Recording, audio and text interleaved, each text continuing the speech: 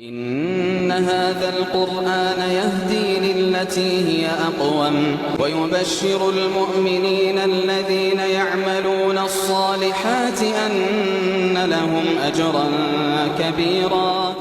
میں دعوت سخن دیتا ہوں ہمارے صدر جلسہ استاد ماں حضرت مولانا انیس صاحب رشادی دامت برکاتہم کو سے ادباً گزارش کرتا ہوں کہ وہ اپنی قیمتی نصائح سے ہم سب کو مستفیض کریں۔ السلام علیکم ورحمۃ اللہ وبرکاتہ۔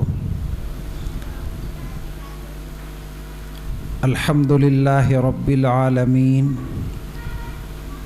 والصلاة والسلام علی سید المرسلین وعلى آلہ وأصحابہ اجمعین، اما بعد فقد قال اللہ تبارک وتعالی فی القرآن المجید اعوذ باللہ من الشیطان الرجیم بسم اللہ الرحمن الرحیم ربنا وجعلنا مسلمین لک ومن ذریتنا امة مسلمة لک علیہ وسلم الا کلکم راع وکلکم مسئول عن رعیتہ۔ صدق اللہ العظیم وصدق رسولہ النبی الکریم ونحن على ذلك من الشاہدین والشاکرین والحمد للہ رب العالمین۔ اللہ تبارک و تعالیٰ کا نام لیتا ہوں، اس کی حمد و ثنا بیان کرتا ہوں، اس کی تعریف بجا لاتا ہوں، اس کے دربار عالی میں سجدہ شکر ادا کرتا ہوں۔ سرور کائنات، سرکار دو عالم، تاجدار حرم، سید العرب والعجم، صاحب الجود والکرم، ذات قدسی شیم، احمد مجتبی محمد مصطفیٰ، رحمت للعالمین، شفیع المذنبین، جناب محمد رسول اللہ صلی اللہ تعالی علیہ وسلم کے دربار گوہر بار میں ہدیہ درود و سلام پیش کرنے کی سعادت پاتا ہوں۔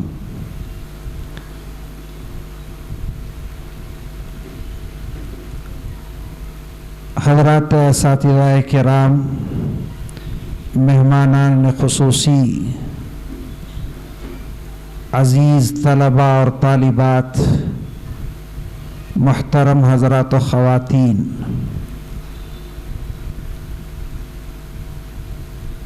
آپ بہت دیر سے پورے اطمینان اور سکون کے ساتھ یہاں تشریف فرما ہے، لیکن وقت جب بہت گزر جاتا ہے تو سکون اور اطمینان کا پیمانہ لبریز ہو جاتا ہے۔ بہتر اور مناسب تو یہ ہے کہ مزید آپ کا یہ قیمتی وقت ضائع کیے بغیر اور آپ کو بے چینی میں مبتلا کیے بغیر اس مجلس کو اختتام تک پہنچایا جائے اور اللہ کے دربار میں دعا مانگ کر اس مجلس کو ختم کر لیا جائے، یہی مناسب معلوم ہوتا ہے۔ اگر ناظم مدرسہ اور حضرات اساتذہ کرام اس کی اجازت دیں تو بہتر ہے دعا کر لیں۔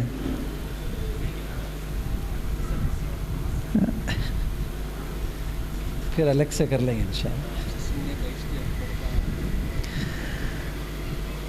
محترم حضرات و خواتین، اللہ تبارک و تعالیٰ کا بے انتہا فضل ہوا، احسان ہوا کہ اللہ تبارک و تعالیٰ نے امت کے بے شمار افراد میں سے ہم کو منتخب کر کے یہاں جمع فرمایا۔ میرا اور آپ کا یہاں جمع ہونا صرف اور صرف ایک نسبت سے ہے، اور وہ اللہ تبارک و تعالیٰ کا کلام ہے، قرآن مجید ہے، قرآن عظیم ہے۔ اس کی نسبت سے، اس کی محبت میں، اس کی اہمیت میں، اس کی فضیلتوں کو اور اس کی برکتوں کو پانے کے لیے، حاصل کرنے کے لیے ہم سب یہاں جمع ہوئے ہیں۔ اللہ تبارک و تعالی ہم سب کے جمع ہونے کو قبول فرمائے۔ اللہ تبارک و تعالی ہم سب کی نیتوں میں پوری کامیابی عطا فرمائے۔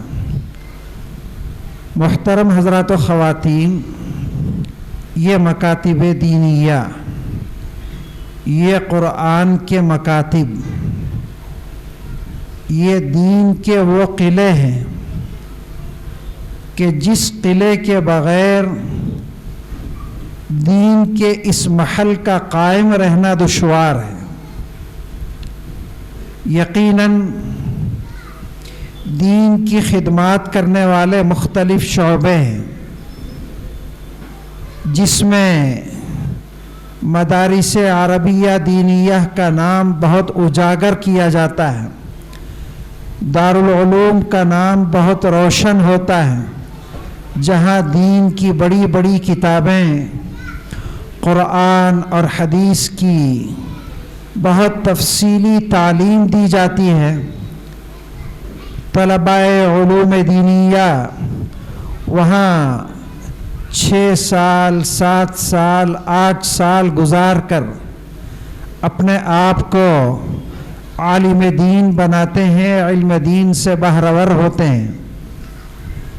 وہاں سے وہ عالم بن کر، فاضل بن کر، مفتی بن کر، مفسر اور محدث بن کر فارغ ہو کر دین کی خدمات کے مختلف شعبوں میں داخل ہوتے ہیں، دنیا کے مختلف خطوں میں پھیل کر، مختلف حصوں میں منتشر ہو کر وہ اپنے جانب سے، اپنے انداز سے دین کی خدمات کیا کرتے ہیں۔ اللہ تبارک و تعالی ان سب کے خدمات جلیلہ کو قبول فرمائے۔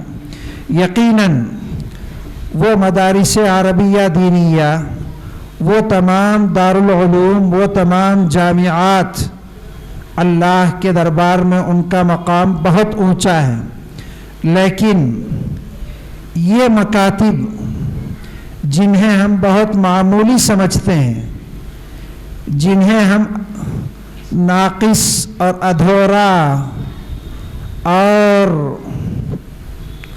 پتہ نہیں ان کے بارے میں ہمارے دلوں میں کیسے معمولی خیالات پیدا ہوتے ہیں، یہ مکاتب دینیہ اس دین کی بقا کے لیے اساس کا درجہ رکھتے ہیں، بنیاد کا درجہ رکھتے ہیں۔ جس طرح ایک عمارت کی تعمیر کے لیے اس کی بنیاد بہت ضروری ہوتی ہے، اس بنیاد کی مضبوطی اور اس کی استواری اور اس کی درستگی اور اس کی پائیداری بہت ضروری ہوتی ہے، بالکل اسی طرح یہ مکاتب دینیہ کی اہمیت اپنی جگہ بہت اہم ہے، بہت ضروری ہے۔ ان کے بغیر مدارس عربیہ دینیہ کا بھی کوئی کام نہیں۔ جو کوئی طلبہ مدارس کو پہنچتے ہیں وہ یہیں سے ہو کر آتے ہیں، انہی مکاتب دینیہ سے قرآن کو سیکھنے کے بعد، اپنے قرآن کے ناظرہ کو مکمل کرنے کے بعد، اپنی قرآن کی اصلاح کرنے کے بعد، قرآن کو تجوید کے ساتھ، ترتیل کے ساتھ پڑھنا سیکھنے کے بعد وہ مدارس کو پہنچتے ہیں۔ اس سے پہلے ان کا مدارس میں داخلہ بھی ممنوع ہوتا ہے، وہاں ان کے داخلے کی کوئی گنجائش نہیں ہوتی، اور ایک مخصوص تعداد میں، محدود انداز میں وہ مدارس کو پہنچتے ہیں۔ لیکن میں آپ سب کو یہ بات بتا دوں، آپ اچھی طرح اس بات کو ذہن نشین فرما لیں کہ وہ مدارس عربیہ دینیہ ایک مخصوص جماعت پر محنت کرتی ہے۔ فلولا نفر من كل فرقة منهم طائفة ليتفقهوا في الدين، قرآن میں اللہ تبارک و تعالیٰ نے فرمایا ہے ایک مخصوص جماعت علوم دینیہ عربیہ کو حاصل کرنے کے لیے، اس کے تفاصیل کو سیکھنے کے لیے، تفسیر اور تشریح کو معلوم کرنے کے لیے، حدیث کے علوم سے بہرہ ور ہونے کے لیے مدارس کا رخ کرتی ہے، پھر ان کو حاصل کرنے کے بعد امت میں پہنچ کر، ملت میں پہنچ کر وہ دین کی تبلیغ کا کام کرتی ہے، اشاعت کا کام کرتی ہے۔ وہ ایک مخصوص اور محدود جماعت ہوتی ہے۔ لیکن یہ مکاتب دینیہ جو ہوتے ہیں، مکاتب قرآنیہ جو ہوتے ہیں، جہاں بچوں کو قرآن کی ابتدائی تعلیم دی جاتی ہے، یہ وہ مکاتب ہے جہاں پہنچنا امت کے ہر فرد کی ذمہ داری ہے، ہر چھوٹے کی، ہر بڑے کی، ہر نوجوان کی، ہر بزرگ کی ذمہ داری ہے کہ وہ ان مکاتب میں حاضری دے اور یہاں پہنچ کر وہ قرآن کو سیکھے، دین کی ابتدائی باتیں وہ معلوم کرے، نماز پڑھنے کا وہ طریقہ سیکھے، دین کی بنیادی باتوں کو معلوم کرے، عقائد کی تعلیم حاصل کرے، آمنت باللہ وملائکتہ وکتبہ ورسلہ والیوم الآخر والقدر خیرہ وشرہ من اللہ تعالی والبعث بعد الموت، ان سب کی تعلیمات آپ کو ان مکاتب دینیہ قرآنیہ سے حاصل ہوتی ہے۔ ان کو سیکھنا ہمارا فرض ہے۔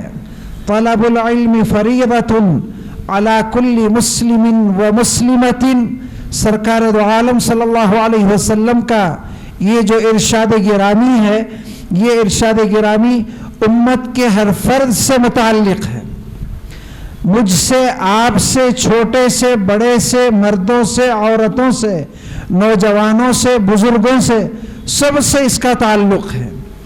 سب کی یہ ذمہ داری ہے کہ وہ دین کی ابتدائی تعلیم حاصل کرے، قرآن کو سیکھیں، قرآن کو سیکھے بغیر کوئی چارہ کار نہیں ہے دوستو۔ وہ بزرگ حضرات، وہ نوجوان جنہوں نے کسی وجہ سے اپنے بچپنے میں، اپنے لڑکپن میں قرآن کو حاصل نہیں کیا ہے، سیکھا نہیں ہے، ان کے لیے اب سیکھنے کا دروازہ بند نہیں ہوا ہے۔ یہ ہماری غلط فہمی ہے کہ اب میں پڑھ نہیں سکتا، اب میں سیکھ نہیں سکتا، حاصل کر نہیں سکتا۔ دوستو یہ ہماری غلط فہمی ہے۔ علم کا دروازہ تو گہوارے سے لے کر قبر تک کھلا ہوا ہے۔ العلم من المہد الی اللحد، علوی کا ایک مقولہ ہے کہ علم گہوارے سے قبر کے گڑھے تک حاصل کرنے کی چیز ہے۔ اس لیے ہم سب کو چاہیے کہ ہم قرآن کو سیکھیں، اس کو حاصل کریں۔ یہ قرآن میرے لیے، آپ کے لیے، ہم سب کے لیے نازل ہوا ہے۔ ذرا غور فرمائیں کہ نبوی دور میں سرکار دو عالم صلی اللہ علیہ وسلم کے اس مبارک زندگی میں آپ صلی اللہ علیہ وسلم کی عمر کیا تھی، اور آپ کے وہ شاگردان جنہوں نے آپ کے سامنے زانو ادب تلمذ طے کیا تھا، اور ان کی عمر کیا تھی۔ وہ کبار صحابہ کرام، وہ بڑی بڑی عمر کے صحابہ کرام، حضرت ابو بکر صدیق رضی اللہ تعالی عنہ، حضرت عمر فاروق رضی اللہ تعالی عنہ، آپ کے وہ دونوں عم محترم حضرت عباس، حضرت حمزہ رضی اللہ تعالی عنہما، یہ سب آپ سے عمر میں بڑے تھے۔ بہت بڑی عمر میں پہنچ کر انہوں نے قرآن کو سیکھا ہے، حاصل کیا ہے، بچپنے میں حاصل نہیں کیا ہے انہوں نے۔ یہ غلط فہمی ذہن سے نکال دیں کہ میں باپ بن چکا ہوں تو میرے بیٹے سے میں پڑھ نہیں سکتا، یہ غلط فہمی ہے دوستو ہماری۔ میں بڑا بھائی ہوں تو اپنے چھوٹے سے بھائی سے میں سیکھ نہیں سکتا، یہ غلط فہمی ہے ہماری۔ باپ اگر اپنے بچے کو اس نے زیور علم سے آراستہ کیا ہے، اس نے اپنے بچے کو عالم بنایا ہے، حافظ بنایا ہے، قاری بنایا ہے، تو اب اس باپ کی یہ ذمہ داری ہے کہ اپنے بچے سے وہ قرآن سیکھے، اس کے لیے وہ سب سے بہترین درسگاہ ہے۔ ماں کی یہ ذمہ داری ہے کہ وہ اپنے بچے کے پاس قرآن پڑھنا سیکھے۔ وہ ان کے لیے آسان ہے. دوسروں کے سامنے جانے میں آپ کو شرمندگی ہوتی ہے، تأمل ہوتا ہے، جھجک ہوتی ہے، حرج محسوس کرتے ہیں آپ، تو آپ نہ جائے کوئی حرج نہیں، لیکن اپنے بچے کے سامنے زبان کھولنے میں کوئی حرج نہیں. وہ بچہ آپ کو شرمندہ نہیں کرے گا، دوسروں کے سامنے یہ بولتا نہیں پھرے گا کہ میرے باپ کو اب تک قرآن پڑھنا آتا نہیں تھا، میں اب ان کو باب القرآن پڑھا رہا ہوں، یسر القرآن پڑھا رہا ہوں، نورانی قاعدہ پڑھا رہا ہوں. نہیں کرے گا وہ بچہ یہ کام. بچہ اپنے باپ کا لحاظ کرے گا. اس لیے میں وہ بزرگ حضرات کرام جو کسی وجہ سے ان سے مجھے کوئی شکایت بھی نہیں ہے، میں ان کی کوئی برائی بیان کرنے کے لیے یہاں بیٹھا ہوا نہیں ہوں، میں ان سے ادباً گزارش کرتا ہوں کہ اب بھی آپ کے لیے دروازے بند نہیں ہوئے ہیں. آج بھی اگر آپ سوچیں، کوشش کریں، ارادہ کریں تو اللہ کا فضل ہے آپ کے لیے ایسے مدارس جو ماحول دوست ہیں، جو زمانے سے ہم آہنگ ہیں، ایسے مدارس کا اللہ نے آپ کے لیے انتظام فرمایا ہے. یہ بچے اس سے فائدہ اٹھا رہے ہیں، یقیناً فائدہ اٹھائیں گے، لیکن میں سمجھتا ہوں کہ یہ مدارس جو آن لائن مدارس کہلاتے ہیں، ان مدارس سے فائدہ اٹھانے کے زیادہ مستحق یہ معصوم بچے نہیں بلکہ ہم بزرگ حضرات ہیں، ہم نوجوان ہیں، ہم بڑے ہیں. ہمیں ان سے فائدہ اٹھانا چاہیے. سامنے جانے اور ان کے سامنے بیٹھنے میں ہم کو شرمندگی محسوس ہوتی ہے، تأمل ہوتا ہے، کوئی حرج نہیں. آپ وہاں سے ان سے رابطہ کر سکتے ہیں، بہت دور بیٹھ کر اپنی تجارتی مصروفیات کے درمیان، اپنی گھریلو مشغولیات کے درمیان، اپنی بہت ساری ذمہ داریوں کے درمیان آپ اس کے لیے تھوڑا سا وقت نکالیں اور قرآن کی تعلیم حاصل کریں. حضرت اورنگزیب عالمگیر رحمۃ اللہ علیہ نے اپنے والد بزرگوار کے پاس پہنچ کر یہ مژدہ سنایا کہ مبارک ہو کہ آپ کا پوتا حافظ قرآن بن چکا ہے. ان کے والد بزرگوار نے کہا کہ یہ مبارکبادی تو میرے لیے نہیں ہے، دادا کے لیے کوئی مبارکبادی نہیں ہے، یہ مبارکبادی تو والد کے لیے ہے کہ جب بچہ حافظ قرآن بنتا ہے تو اس کے والدین کی تاج پوشی کی جائے گی قیامت کے دن، ان کو نور کا تاج پہنایا جائے گا، ہیرے اور جواہرات کا تاج پہنایا جائے گا. یہ کامیابی اور یہ مژدہ آپ کے لیے ہے، میرے لیے نہیں ہے. اس وقت حضرت اورنگزیب عالمگیر رحمہ اللہ ایک علاقے کے حاکم تھے، ابھی وہ پورے ملک کے بادشاہ نہیں بنے تھے، بادشاہ تو ان کے والد تھے. دادا کے پاس پہنچ کر انہوں نے خوشخبری سنائی تھی، اپنے والد کے پاس پہنچ کر انہوں نے ان کے پوتے کی خوشخبری سنائی تھی. جب والد نے یہ کہا کہ یہ مبارکبادی دادا کے لیے نہیں بلکہ تم باپ کے لیے ہے، میرے لیے نہیں ہے، تو اسی وقت حضرت اورنگزیب عالمگیر رحمہ اللہ نے ارادہ کر لیا، جو ایک علاقے کے حاکم ہیں، بے شمار ذمہ داریاں ان کے سروں پر ہیں، صبح سے شام تک کی مصروفیات ہیں، جنگی مصروفیات بھی ہیں، انتظامی ذمہ داریاں بھی ہیں، پورے علاقے میں امن اور سکون کے ماحول کو قائم رکھنا اور پورے علاقے کی رعایا کی ضروریات کو بہم پہنچانا اور ان کو فراہم کرنا ان کی اہم ذمہ داری ہے. اتنی ساری ذمہ داریوں کے باوجود انہوں نے قرآن کو پڑھنے کا، یاد کرنے کا تہیہ کر لیا، ارادہ کر لیا. مضبوط ارادے کے ساتھ انہوں نے قرآن کو حفظ کرنا شروع کیا. صرف اور صرف 1 سال کی مختصر مدت میں انہوں نے قرآن پاک کے حفظ کو مکمل فرمایا اور پھر 1 سال کے بعد پھر پھر اپنے والد محترم شاہ جہان کے پاس پہنچے اور پہنچ کر انہوں نے ان کو خوشخبری سنائی. آج آپ کے لیے بھی مبارکبادی ہے کہ قیامت کے دن آپ کی بھی تاج پوشی کی جائے گی کہ آپ کے بیٹے نے بھی آج قرآن کو مکمل کر لیا ہے. آپ کا یہ بیٹا اورنگزیب بھی آج سے حافظ قرآن ہے. دوستو میرے اور آپ کے ساتھ اتنی ڈھیر ساری مصروفیات تو نہیں ہیں. چھوٹی موٹی تجارتی مشغولیتیں ہیں, ملازمت کی ذمہ داریاں ہیں, گھر کی ذمہ داریاں ہیں, خاندان کی ذمہ داریاں ہیں. یہ سب ذمہ داریاں اصل میں ہم کو الجھا کے رکھی ہوئی ہیں اور ہم یہ سمجھتے ہیں کہ ان ذمہ داریوں کے ساتھ پڑھنے کا کام میرا نہیں ہے, میرے بچے کا ہے. پڑھانے کی ذمہ داری ہے میری, پڑھنے کی ذمہ داری میری نہیں ہے. میرے بچے کو پڑھانے کا انتظام کرنا میری ذمہ داری ہے, خود پڑھنا میری ذمہ داری نہیں ہے. یہ ہماری غلط فہمی ہے دوستو. بچوں کو پڑھانا, ان کی تربیت کرنا, ان کی دیکھ بھال کرنا, ان کی دیکھ ریکھ کرنا, ان کی صحیح تربیت کرنا, یہ ہم سب کی ذمہ داری ہے. اس کے ساتھ ساتھ یہ اہم ذمہ داری ہے کہ ہم خود قرآن پڑھنے والے ہو جائیں, قرآن سیکھیں, قرآن پڑھیں, قرآن کو حاصل کریں, دیکھ کر پڑھنا سیکھیں. نماز جیسا کہ آپ کو بتایا گیا دین کے بعد سب سے اہم ستون ہے. نماز میں جہاں قیام ہے, قعود ہے, رکوع ہے, سجود ہے, تسبیحات ہیں, تکبیرات ہیں, سب سے اہم چیز نماز میں تلاوت قرآن پاک ہے. پورا قرآن نماز میں پڑھنا چاہیے.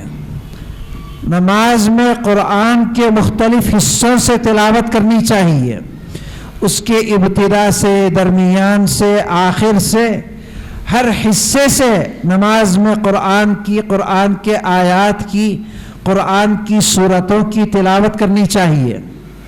ایسا نہیں ہے کہ میں صرف قرآن کے مخصوص چند سوروں کو یاد کر لوں اور صرف ان کی تلاوت کر لوں تو میرا کام چل جائے گا. میں صرف آخر کی 10 سورتیں یاد کر لوں الم ترا سے آخر تک, اس سے میری ذمہ داری پوری ہونے والی نہیں ہے دوستو. یہ جلسہ ان معصوم بچوں کے لیے سجایا گیا ہے. یہ مجلس, یہ بارونق مجلس ان بچوں کے لیے قائم ہوئی ہے. لیکن پتہ نہیں کیا ہے میری زبان سے صرف اور صرف میں آپ کی طرف متوجہ ہوں. بہت دیر سے ان بچوں نے اپنی ذمہ داریوں کو نبھایا ہے. اپنی ذمہ داریوں کو نبھانے کے ساتھ میں یہ سمجھتا ہوں کہ ان بچوں نے اپنے معصوم انداز میں ہمیں اپنے احساس کو یاد دلانے کی کوشش کی ہے کہ یہ کام ہمارا نہیں ہے, آپ کا کام ہے. کہ میں قرآن پڑھنے والا ہو جاؤں, مجھے حدیثیں یاد ہو جائے, مجھے صبح اور شام کی دعائیں یاد ہو جائیں اور میں ان دعاؤں کو اپنی زندگی کا معمول بناؤں. یہ ان بچوں کی ذمہ داری نہیں ہے.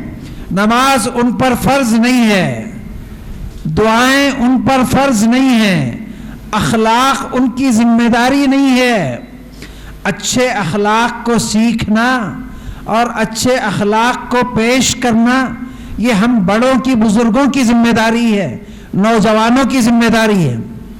آج ہمارے نوجوان, وہ نوجوان جو شاید بچپنے میں انہوں نے ایسے مکاتب میں داخلہ نہیں لیا تھا, وہاں سے انہوں نے اپنے اخلاق کو سنوارنے کی کوشش نہیں کی تھی, وہاں سے انہوں نے عقیدوں کی تعلیم حاصل نہیں کی تھی, نماز پڑھنا انہوں نے سیکھا نہیں تھا, قرآن کی تعلیم انہوں نے حاصل نہیں کی تھی. تو ایسے ہی نوجوان آج ہم کو منچلے, بگڑے, بکھرے, منتشر, فکری اور دینی ارتداد میں مبتلا نظر آتے ہیں. دوستو میرے جملے پر آپ غور فرمائیں. ایسے ہی نوجوان, ایسے ہی بزرگ حضرات جنہوں نے بچپن میں ایسے مکاتب کا رخ نہیں کیا ہے، آج وہ فکری ارتداد میں مبتلا ہیں۔ فکری ارتداد کیا ہے؟ آپ غور سے اس بات کو سمجھیں۔ فکری ارتداد کہتے ہیں دین میں شک اور شبہ کو پیدا کرنا، دین میں وساوس میں مبتلا ہونا، دینی احکامات کے سلسلے میں شک اور تردد میں پڑنا۔ کیا نماز پڑھے بغیر کوئی چارہ کار نہیں؟ کیا نکاح کا یہی طریقہ ضروری ہے جس طریقے کی جانب علماء کرام ہم کو متوجہ فرماتے ہیں؟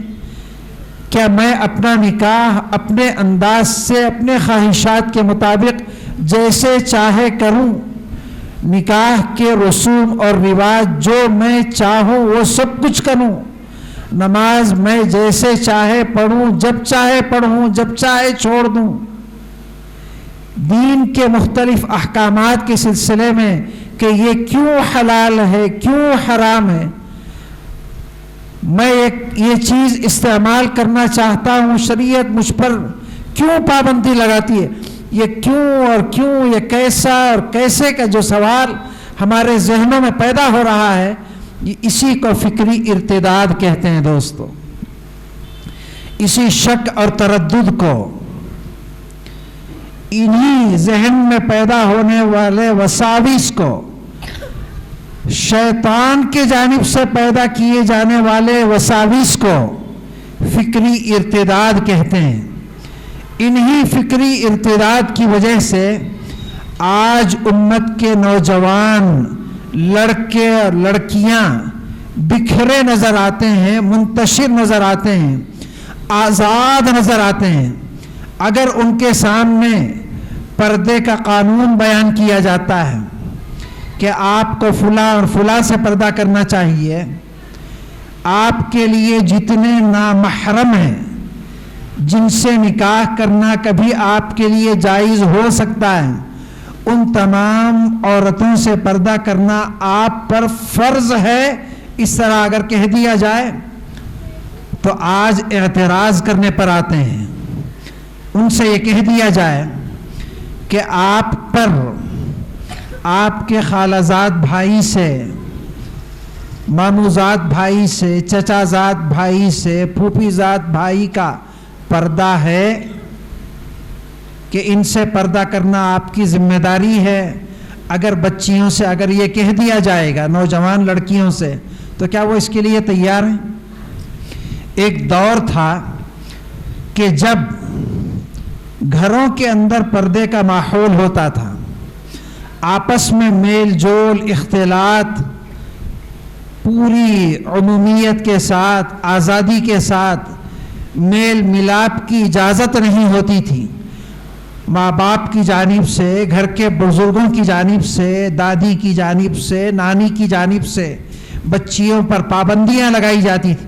ارے تیرا خلیرا بھائی آ گیا ہے، پردہ کر لے، تو کمرے کے اندر چلے جا۔ اس طرح گھر کے اندر سے دین کی تعلیم دی جاتی تھی، بچپن سے اس کی تربیت ان کو دی جاتی تھی۔ لیکن آج اگر کوئی عالم دین آپ سے یہ کہہ دے کہ آپ کا پردہ ہے اپنے خالہ زاد سے، مامو زاد سے، چچا زاد سے، پھوپھی زاد سے، تو ہم اس کو عیب سمجھتے ہیں، ہم اس کو دشوار سمجھتے ہیں، گھروں کے ماحول میں اس کو مشکل سمجھتے ہیں۔ باہر کے عام مردوں سے آپ کا پردہ ہے، شادی بیاہ میں آپ کو پردے کے ساتھ آنا ہے، اسکول اور کالج میں آپ کو پردے کے ساتھ جانا ہے، تو اس کو ہم عیب سمجھتے ہیں۔ نوجوان لڑکوں سے اگر یہ کہہ دیا جائے کہ آپ کی ان بہنوں سے آپ کو ملنے کی اجازت نہیں ہے، آپ کی سگی بہن سے آپ مل سکتے ہیں، اس کے ساتھ بھی آپ صرف ملاقات کر سکتے ہیں، معانقہ نہیں۔ اپنی سگی بہن کو بھی آپ محبت کے ساتھ گلے نہیں لگا سکتے۔ یہ ادب اسلام نے ہم کو سکھایا ہے۔ سرکار دو عالم صلی اللہ علیہ وسلم نے ہم کو یہ تعلیم دی ہے کہ بچے جب 10 سال کی عمر کو پہنچ جائے تو ان کے بستر کو الگ کر دیں. لڑکے کا بستر الگ ہو, لڑکی کا بستر الگ ہو. تنہا کمرے میں بھائی اور بہن کو چھوڑا نہ جائے کہ جب ایک لڑکا اور لڑکی, بھائی اور بہن تنہائی اختیار کریں گے, ماں باپ کی نگرانی کے بغیر اگر وہ موجود ہوں گے کسی علیحدہ حصے میں, تو تیسرا ان کے درمیان شیطان ہوگا. آج اس کی تعلیم دینے والا کون ہے دوست؟ اس کو کھول کر کھل کر بتانے والا کون ہے؟ یہ ہمارے بڑوں کی ذمہ داری ہے, ماں باپ کی ذمہ داری ہے. اس کے لیے پہلے ہم کو سیکھنا پڑے گا, معلوم کرنا پڑے گا کہ پردہ کس چیز کا نام ہے, احتیاط کس کو کہتے ہیں. اسی بد احتیاطی کی وجہ سے ہمارے اندر مختلف قسم کی برائیاں, بدکاریاں, مختلف قسم کے محرمات جنم لے رہے ہیں دوستوں. آج اگر ہماری بچیاں غیروں کے ساتھ جا رہی ہیں تو اس میں تعجب کی کوئی بات نہیں ہے. ہم نے بچپنے سے ان کی صحیح تربیت نہیں کی, ان کے اندر حلال اور حرام کی تمیز ہم نے پیدا نہیں کی, ہم نے رسوم اور رواج کو ترک نہیں کیا, جس کی وجہ سے آج ہم کو یہ دن دیکھنا پڑ رہے ہیں کہ ہمارے لڑکے بگڑے ہوئے, ہماری لڑکیاں بگڑی ہوئی, تعلیم کے نام پر, ترقی کے نام پر, دنیاوی اعلیٰ مناصب اور منازل کو حاصل کرنے کے لیے آج ہم فکری ارتداد کا, دینی ارتداد کا شکار ہیں دوستو. میں پورے صفائی کے ساتھ آپ کو یہ بتا دینا چاہتا ہوں کہ آج ہم صرف نام کے مسلمان ہیں, کام کے مسلمان نہیں ہیں دوستو. حقیقت میں ہمارے دل کے اندر ایمان موجود نہیں ہے, ہمارا عقیدہ بہت کمزور ہو چکا ہے, مزمحل ہو چکا ہے, بیمار ہو چکا ہے. ایسا بیمار کہ اگر اس کا اب بھی اور بر وقت صحیح علاج نہیں کیا جائے گا تو ایک دن وہ آئے گا جس کا خطرہ ہم اور آپ محسوس کرتے ہیں.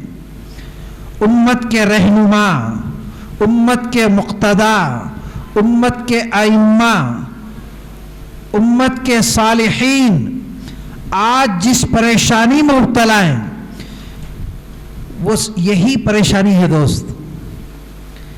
اگر آج بھی ہم اس کا صحیح علاج نہ کریں, کوشش نہ کریں, فکر نہ کریں, اپنے گھر سے ہم کام شروع نہ کریں, اپنی فکر, اپنی آل کی, اپنی اولاد کی فکر, اپنے چھوٹے بھائی بہنوں کی فکر, خود اپنے بیوی اور بچوں کی فکر, اپنے ماں باپ کی فکر نہ کریں تو وہ دن دور نہیں ہے دوستو جب امت سے دین مٹ جائے گا, اسلام برائے نام ہوگا.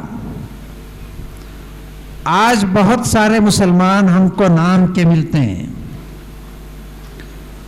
سلمان خان بھی ملتا ہے, شاہ رخ خان بھی ملتا ہے. میں اور آپ اچھی طرح سمجھ لیں کہ بہت جلد وہ دن بھی آنے والا ہے, اگر ہم آج بیدار نہ ہوں تو میرے گھر میں بھی اسی قسم کے مسلمان ملیں گے.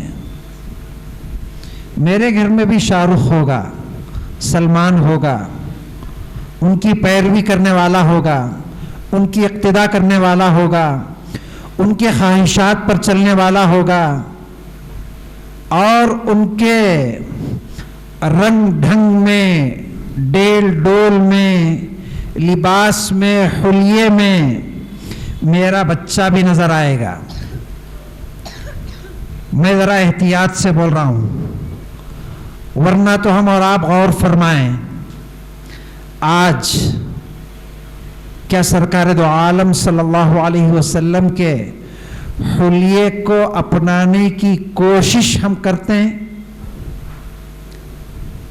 سرکار دو عالم صلی اللہ علیہ وسلم کے نمونے کو اپنانے کی، اپنے ظاہری حلیے کو سرکار دو عالم صلی اللہ علیہ وسلم کے حلیے کے مطابق سجانے کی ہم کوشش کرتے ہیں؟ کیا میری مائیں، میری بہنیں، میری بچیاں، میری پوتیاں، میری نواسیاں، کیا ان کو اس بات کی فکر ہے کہ امہات المؤمنین کی طرز زندگی کیا تھی، ان کا لباس کیا تھا، ان کا حلیہ کیا تھا، ان کا شعار کیا تھا؟ اس کو معلوم کرے، سیکھیں، حاصل کرے، اس کے مطابق اپنے لباس کو بنائیں۔ کیا ان کو اس کی فکر ہے؟ باپ نے اس کی فکر کی ہے؟ آج میرا بچہ سر سے ٹوپی نکال کر بال کے مختلف انداز اپناتا ہے تو اب باپ خوش ہوتا ہے، حالانکہ کیا یہ طریقہ اسلام میں جائز ہے؟ اسلام نے اس کی اجازت دی ہے؟ کیا یہ حلال ہے؟ سرکار دو عالم صلی اللہ علیہ وسلم نے اگر مردوں کو بال رکھنے کی اجازت دی ہے تو صرف 3 قسم کے بالوں کو رکھنے کی اجازت دی ہے۔ میں صرف ان کا نام آپ کے سامنے پیش کر رہا ہوں، ان کی تفصیل میں نہیں جا رہا ہوں۔ ان اساتذہ کرام سے آپ تفاصیل کو معلوم کر لیں، وقت کی نزاکت کی وجہ سے میں اس کی تفصیل میں جانے سے مجبور ہوں۔ لمت، جمت، وفرا، 3 قسم کے الفاظ حدیث میں ملتے ہیں جس قسم کے بال رکھنے کی مردوں کو اجازت ہے۔ اس کے علاوہ آج کے جدید طرز کے جتنے انداز ہیں ان سب کے لیے ایک لفظ حدیث میں آتا ہے جس کو قزع کہتے ہیں۔ قزع، نہا رسول اللہ صلی اللہ علیہ وسلم عن القزع، رسول اللہ صلی اللہ علیہ وسلم نے قزع کے طرز کو اپنانے سے منع فرمایا ہے۔ اسلام میں یہ حرام ہے، حرام ہے دوستو، بالکل اسی طرح حرام ہے جس طرح نشے کی چیزوں کو استعمال کرنا حرام ہے، حشیش کو استعمال کرنا حرام ہے۔ حشیش نشے کی ایک دوا ہے، جس طرح اس کو استعمال کرنا حرام ہے۔ شراب پینا جیسے حرام ہے، ڈرگز کا استعمال کرنا جیسے حرام ہے، خنزیر کا گوشت کھانا جیسے حرام ہے، جن سے ہم کو فطری نفرت ہوتی ہے، بالکل اسی طرح قزع بھی حرام ہے۔ صرف قزع کس کو کہتے ہیں اس کو ذرا تفصیل سے سن لیں۔ قزع کہتے ہیں بالوں کو مختلف سائزوں کے ساتھ مختلف مقداروں میں کاٹنا، سر کے جانب میں بال کو باریک کر کے درمیانی حصوں میں بڑے بڑے سائز کے بال رکھنا، یا مختلف حصوں سے سر کو صاف کر کے چھیل کر کچھ حصوں میں بال کو رکھ، یا سر کے بالوں میں درمیان کو چھوڑ کر جانب سے یا دوسرے رخوں سے مانگ نکالنا، یا سر کے بالوں کو مختلف رنگوں سے رنگنا، یا سر کے بالوں کے کچھ حصے کو سلانا اور کچھ حصے کو ایک شکل دے کر اس انداز میں کھڑانا جیسے کہ خنزیر کے جسم پر اس کے درمیانی حصے کے بال، جیسے کبھی کبھی ہمارے رونگٹے کھڑے ہو جاتے ہیں تو کھڑے ہوئے ہوتے ہیں، ایسے درمیانی حصوں کو بالوں کو الگ رنگ دے کر کھڑانا اس کو۔ اس کے لیے کیا کیا آلات آتے ہیں، کیا کیا ذرائع اپنائے جاتے ہیں، کیسے کیسے اشیاء استعمال کیے جاتے ہیں دوستو، ان اشیاء کا استعمال کرنا حرام، بالوں کے وہ انداز اپنانا حرام۔ وہ انداز میرے نوجوان بچے نہیں، یہ معصوم بچے جن کو ابھی صحیح سمجھ آئی نہیں، ایسے بچوں کو میری مائیں میرے باپ لے جا کر بڑے شوق سے کرا کر لاتے ہیں اور پھر اس پر خوش ہوتے ہیں. حرام ہے دوستو، حرام ہے. اگر اب بھی کسی بچے کے سر میں، کسی نوجوان، کسی بزرگ کے سر میں مختلف سائز کے بال ہیں تو یہاں سے نکلنے کے بعد سب سے پہلا کام وہ کریں، جائیں اور بال کا ایک سائز بنائیں، ایک سائز میں اپنے بالوں کو تراشیں اور آئندہ کے لیے عزم کریں کہ کبھی بھی میں ایسے حرام میں خود بھی مبتلا نہیں ہوں گا. جن پر میرا بس چلتا ہے، جو میرا حکم مانتے ہیں، میری بات سنتے ہیں، ان سب کو میں پورے ادب کے ساتھ، احترام کے ساتھ، شفقت کے ساتھ، عظمت کے ساتھ یہ بات بتاؤں گا.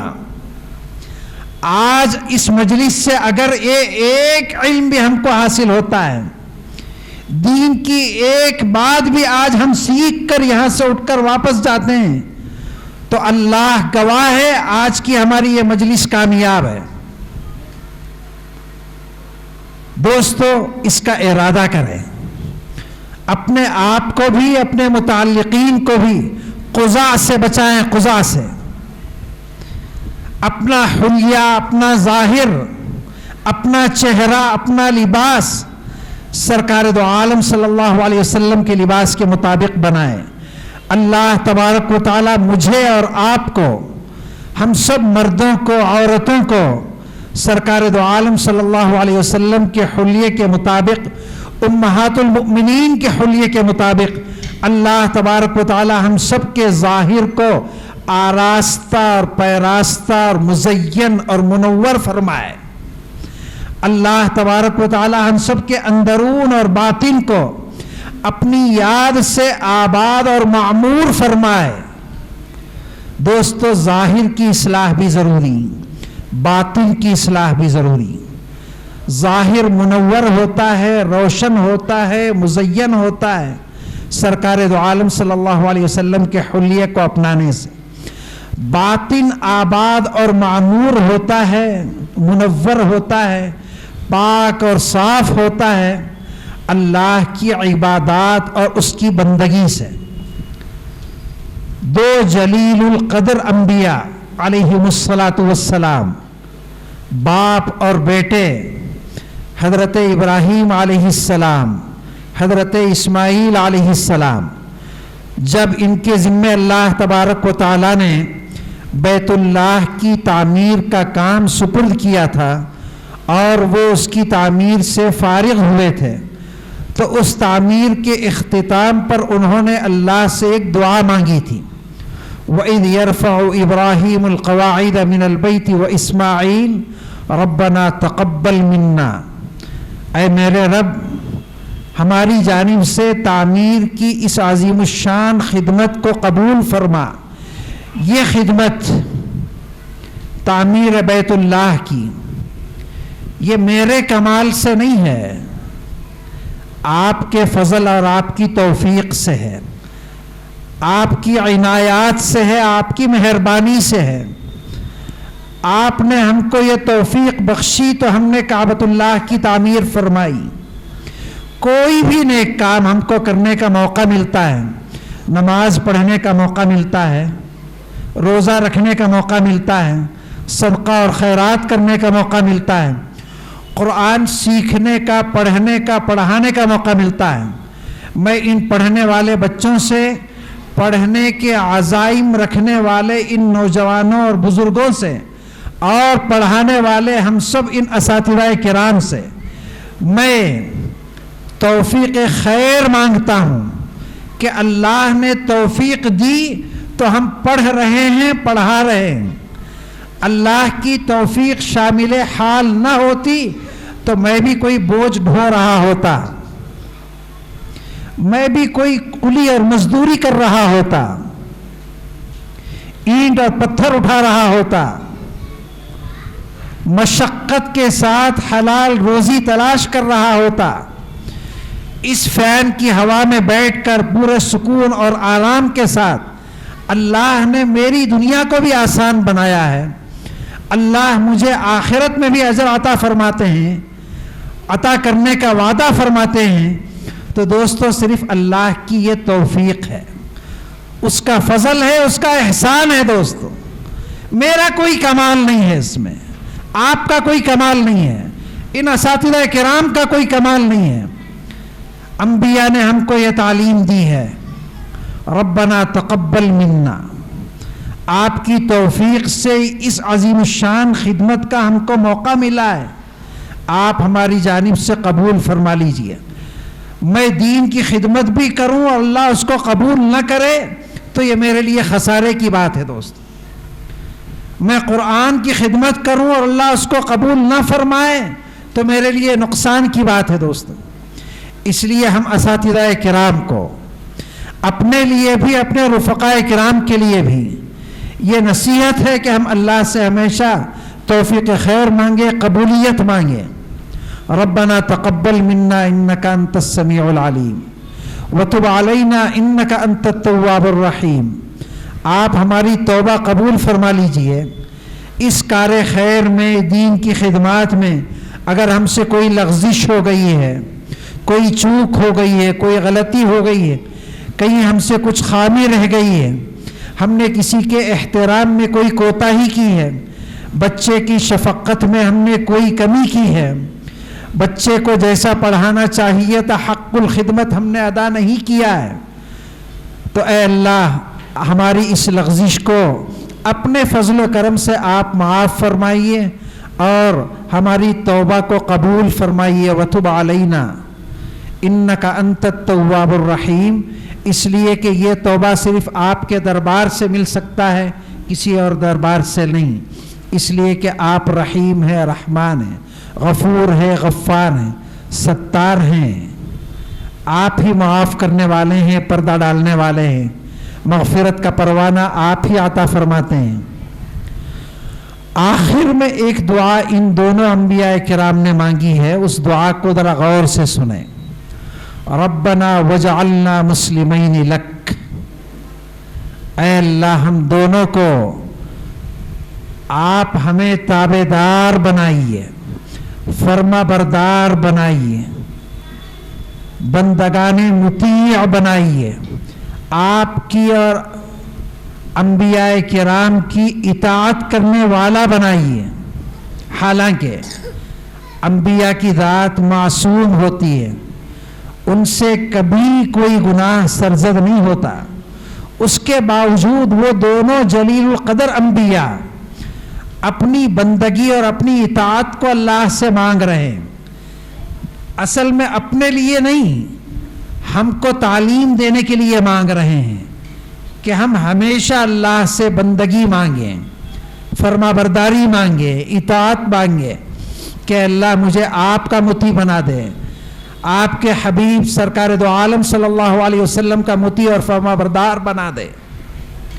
صرف اپنے لیے مانگنا نہیں ہے دوستوں، وَمِن ذُرِّيَّتِنَا أُمَّةً مُسْلِمَةً لَكَ، اے اللہ میری ذریات میں، ہماری نسلوں میں ایک جماعت ایسی قائم فرما دے جو ہمیشہ تیری اطاعت اور فرما برداری کرنے والی ہو۔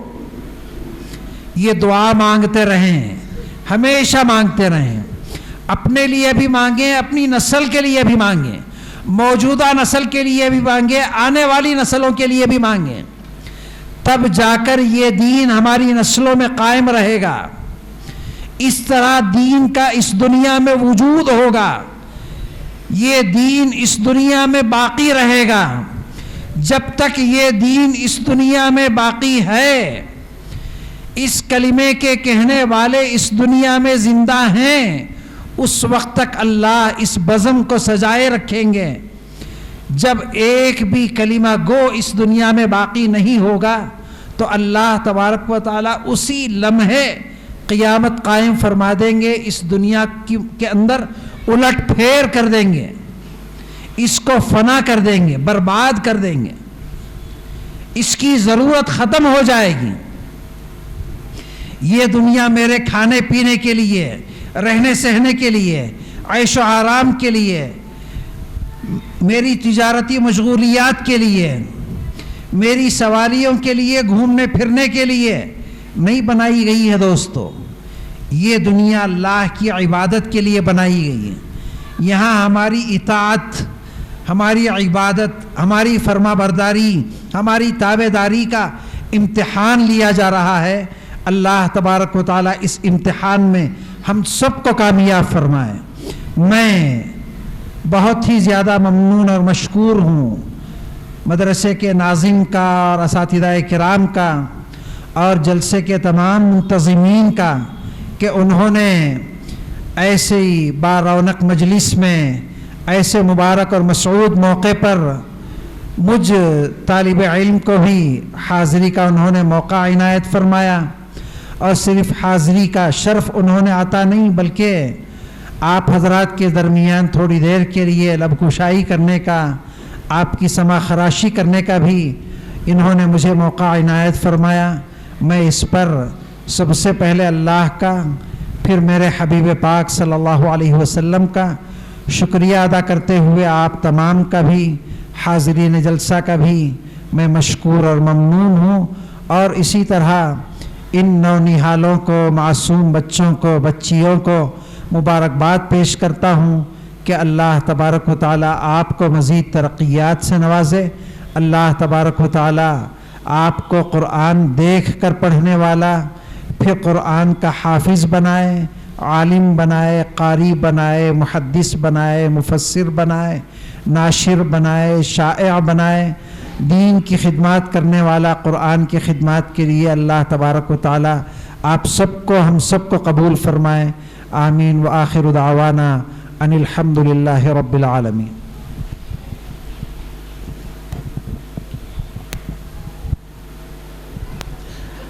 अल्हम्दुलिल्लाह सुम्मा अल्हम्दुलिल्लाह। मैं हज़रत वाला का शुक्रगुज़ार हूँ कि हज़रत वाला ने हमारी बेहतरीन रहनुमाई की, हम सब को नसीहत किया। किसी भी चीज़ को हज़रत वाला ने नहीं छोड़ा। इब्तिदा से लेकर इंतहा तक आपने हर एक को मुतवज्जह किया, हर एक के तकाज़े को पूरा किया। अल्लाह तबारक व तआला से, अल्लाह तबारक व तआला हज़रत वाला को जज़ाए खैर अता करे। जैसा कि हज़रत वाला ने हम सब को नसीहत की है कि ये हम सब की ज़िम्मेदारी है, हम सीखें भी और अपने बच्चों को सिखाएं भी।